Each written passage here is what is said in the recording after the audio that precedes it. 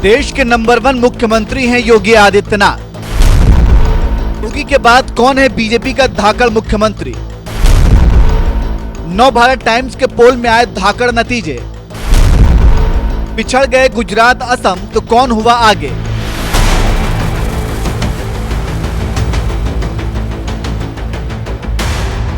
बात जब भी भारत के चर्चित और लोकप्रिय मुख्यमंत्री की आती है तो सबसे पहला नाम उत्तर प्रदेश की सत्ता संभाल रहे मुख्यमंत्री योगी आदित्यनाथ का ही आता है, जिन्हें मूड ऑफ द नेशन सर्वे में सबसे बेस्ट सीएम बताया गया था। तो वहीं सबसे बड़ा सवाल यह है कि योगी देश के नंबर 1 मुख्यमंत्री हैं, तो फिर वो कौन सा नेता है जो बीजेपी शासित राज्य का दूसरा सबसे लोकप्रिय मुख्यमंत्री?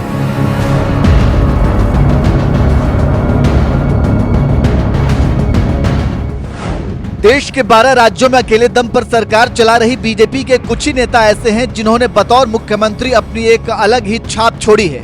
जो एक्शन लेते हैं तो पूरे देश में उसकी गूंज सुनाई देती है, कोई फैसला लेते हैं तो पूरे देश में उसकी चर्चा होती है।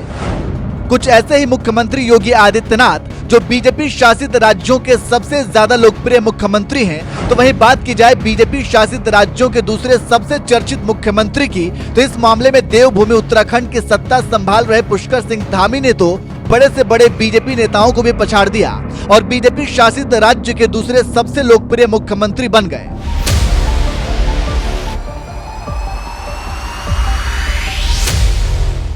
दरअसल देश के चर्चित मीडिया संस्थान नव भारत टाइम्स ने बीजेपी शासित राज्यों के मुख्यमंत्रियों को लेकर सोशल मीडिया पर एक पोल किया था, जिसमें सवाल किया गया था कि सीएम योगी के बाद भाजपा शासित राज्यों के मुख्यमंत्रियों में सबसे लोकप्रिय कौन है।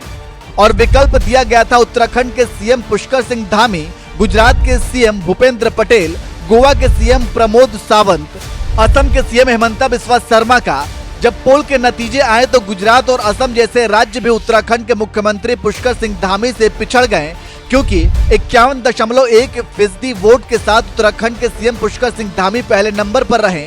16.9% वोट के साथ असम सीएम हेमंता बिस्वा शर्मा दूसरे नंबर पर रहे। 16.3% वोट के साथ गोवा के सीएम प्रमोद सावंत तीसरे नंबर पर रहे। 15.7% वोट के साथ गुजरात के सीएम भूपेंद्र पटेल चौथे नंबर पर रहे।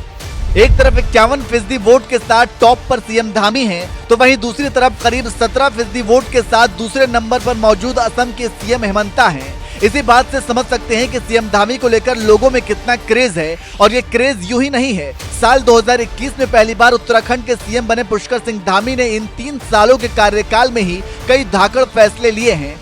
फिर वो चाहे नकल माफियाओं पर लगाम लगाने के लिए सख्त कानून बनाना हो या फिर लैंड जिहाद पर लगाम लगाने के लिए ताबड़तोड़ एक्शन लेने की बात हो। इतना ही नहीं, जिस यूनिफॉर्म सिविल कोड को लागू करने की खबर से ही विपक्षी पार्टियां रोना धोना मचाने लगती हैं, उस यूनिफॉर्म सिविल कोड को उत्तराखंड में लागू करने की तारीख भी सीएम धामी ने तय कर दी है। हमने उत्तराखंड में सबसे पहले यूसीसी लागू करके देश के सामने एक आदर्श प्रस्तुत किया है और ये लक्ष्य रखा है कि हमारा 9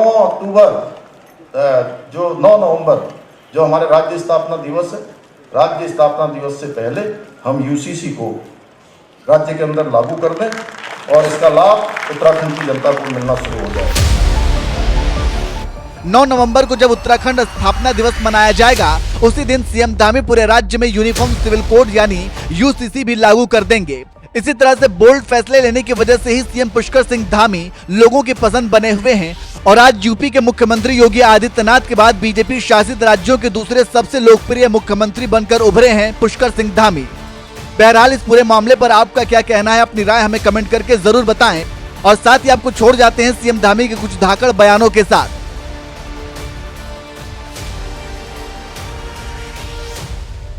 हल्द्वानी में फरवरी माह में कुछ लोगों ने दंगा करने का प्रयास किया, कुछ लोगों ने आगजनी करने का प्रयास किया। हम उत्तराखंड के अंदर इस प्रकार की घटनाओं को कदापि नहीं होने देना चाहते। इन घटनाओं की भविष्य में कभी पुनरावृत्ति न हो, इसके लिए उत्तराखंड सरकार दंगा रोधी कानून लेकर आई है।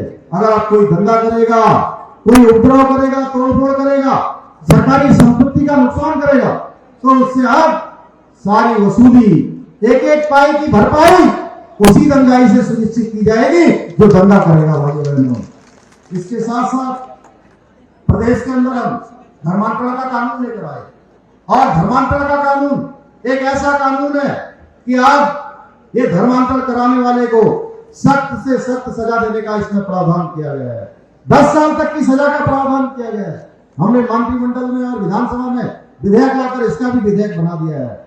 आप सब जानते हैं लैंड जिहाद के खिलाफ जो हमने कार्रवाई करी, आज पूरे राज्य के अंदर एक अभियान चला कि जो अतिक्रमण है सरकारी जमीनों पर, जो कहीं पर नीली चादर चढ़ाई हुई है, कहीं पर पीली चादर चढ़ाई हुई है, कहीं पर हरी चादर चढ़ा दी भाइयों बहनों, हजारों एकड़ जमीन लैंड जिहाद के नाम पर अतिक्रमण कर रखी थी, अवैध कब्जा किया हुआ था।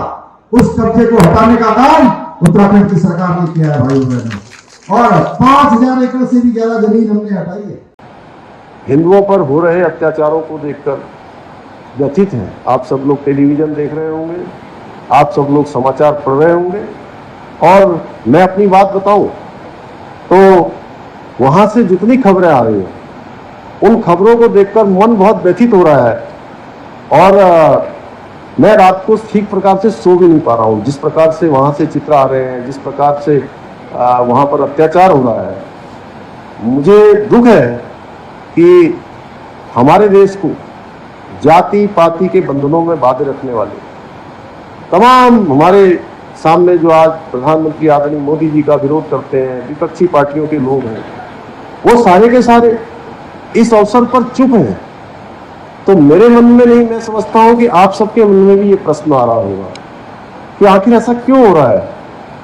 उनके लिए क्या हिंदुओं का जो मानवाधिकार है वो मायने नहीं रखता क्या? शायद नहीं,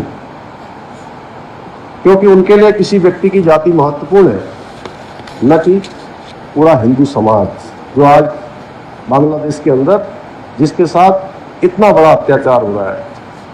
पर वो भूल जाते हैं कि बांग्लादेश में मारे जा रहे लोगों में से आज 90% से अधिक लोग एक ही समुदाय के हैं, और वो दलित समुदाय के लोग हैं। आज क्यों उनका दिल नहीं धड़क रहा है? आखिर वो क्यों चुप है? ये प्रश्न मैं समझता हूं हर एक के मन में आ रहा होगा। बात बात पर देश के अंदर कोई घटना होती है, कहीं विदेश में कोई घटना होती है, तो कैंडल मार्च निकालते हैं।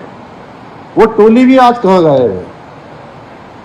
एक शब्द किसी के मुंह से नहीं निकल रहा है।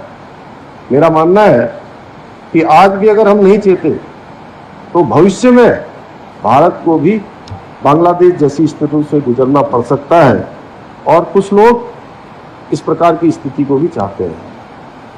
अगर हमने ऐसी परिस्थिति से बचना है तो जाति पाति के बंधनों से हम सभी को मुक्त होना होगा, और स्वयं को एक समाज के तौर पर, एक राष्ट्र के तौर पर मजबूत करना होगा।